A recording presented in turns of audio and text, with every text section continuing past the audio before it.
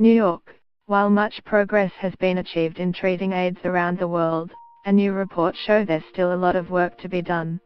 The study released in South Africa on Monday, local time, reveals almost 21 million people are now getting life-prolonging AIDS drugs, but another 16 million people infected with HIV are not yet on medication. Antiretroviral triple therapy became standard in wealthy countries in 1996, but it took almost a decade for just 1 million people in poor countries to receive treatment. Treatment happened only after generic drugs became available and donor organizations like the Global Fund to Fight AIDS, Tuberculosis and Malaria were created to pay for them. UAIDS has set a goal called 90-90-90 by 2020. That is, 90% of the world's HIV-infected people having had an HIV test, 90% of those who test positive having been prescribed drugs, and 90% of those prescribed drugs staying on them faithfully enough to have undetectable levels of the virus in their blood.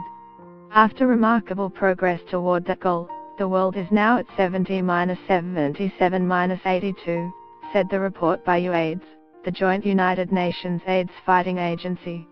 But that means that only 44% of the world's HIV-infected people are virally suppressed, that is, that they are taking medication consistently enough to provide a nearly normal lifespan.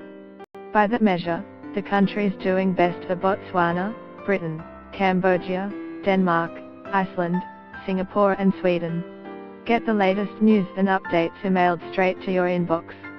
By submitting your email you are agreeing to Fairfax Media's terms and conditions and privacy policy. The report also notes a few cities doing especially well: Amsterdam, Melbourne, New York, Paris and San Francisco.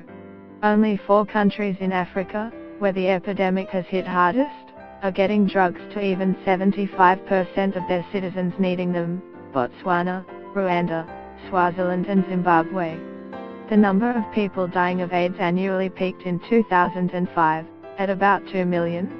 Now, about half that number die each year, but AIDS is still the